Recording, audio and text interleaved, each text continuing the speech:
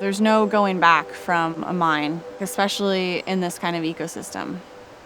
It's a travesty anywhere, but in a place like this, I don't know if I can come up with a word that would describe how devastating it would be.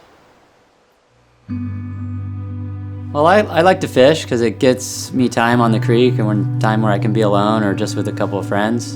And getting out there and seeing the wildlife in the creek and learning how to fly fish. I feel like after 5 years, I'm still trying to figure out how to cast.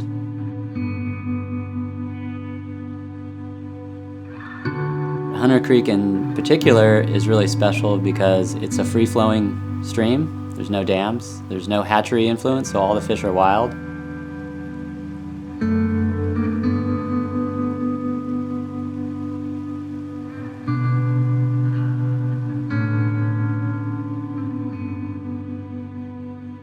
We are at the North Fork of the Smith. Upstream several river miles is the site of one of the proposed mines.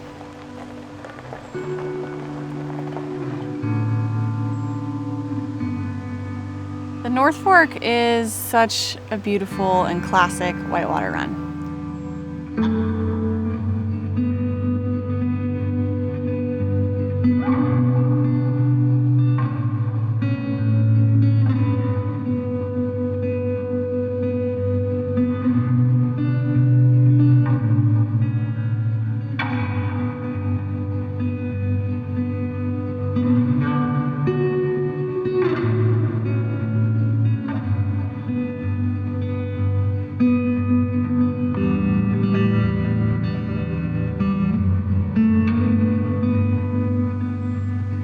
I'm Sunny Bourdon, and I am a river steward on the Chetco and the Smith. Well, my educational and professional background has been in fish and wildlife biology and doing spawning surveys in the winter, snorkel surveys in the summer for juvenile salmonids, and then some trapping efforts of young coho.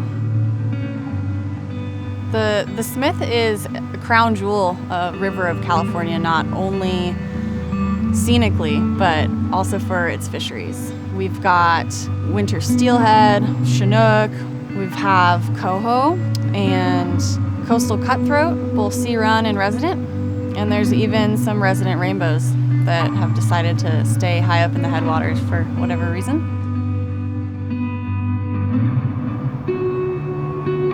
My name's James Smith, and we're at Archrock Brewing Company on Hunter Creek in Gold Beach, Oregon. I love Archrock because it's been my opportunity to build something of my own and create my own beer.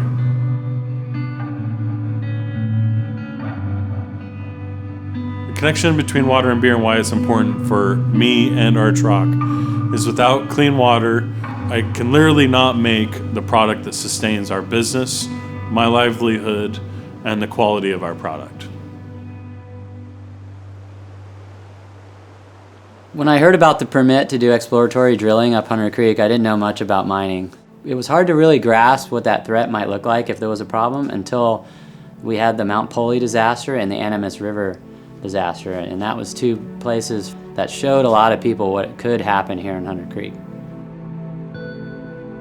I was living up in Washington and returning home here to go kayaking, and I think that's when I first heard about the proposed mines. The mine up in the North Fork that would straddle both the North Fork of the Smith drainage and Rough and Ready Creek into the Illinois drainage is the most polluting mining activity there is.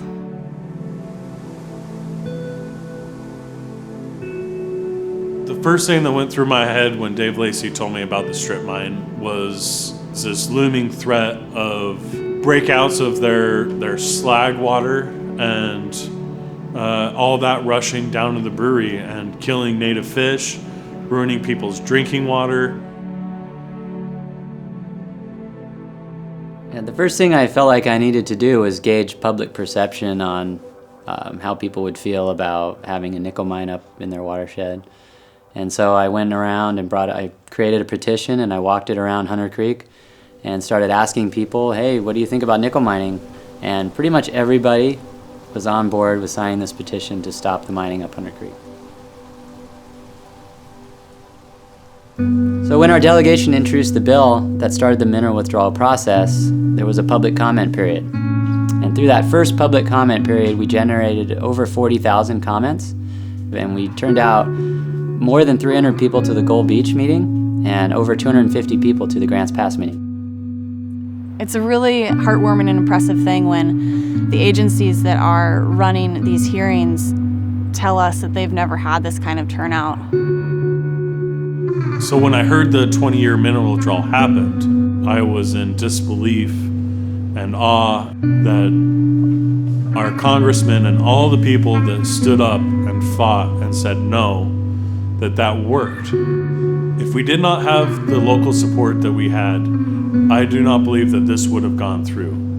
It takes your local community to stand behind you. There's no one person in a giant fight for something that you believe in. To hear that the 20-year mineral withdrawal got signed, I was ecstatic. It was awesome just to see all that work pay off, and during uneasy political times, to have a victory like this, it just feels great.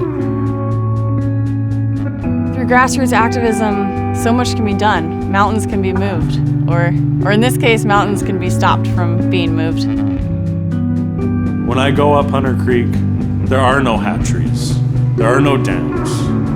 It feels like I'm in an unspoiled part of the country.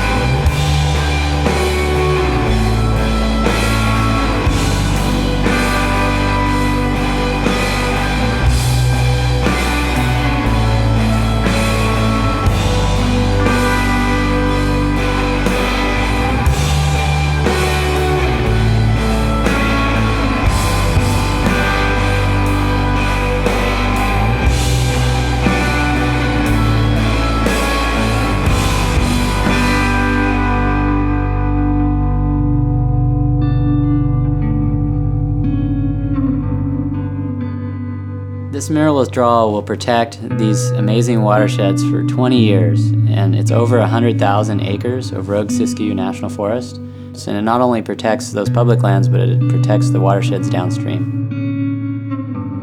My name is Dave Lacey. I'm a surfer, a fisherman, and a woodworker, and I'm the Native Fish Society River Steward for Hunter Creek.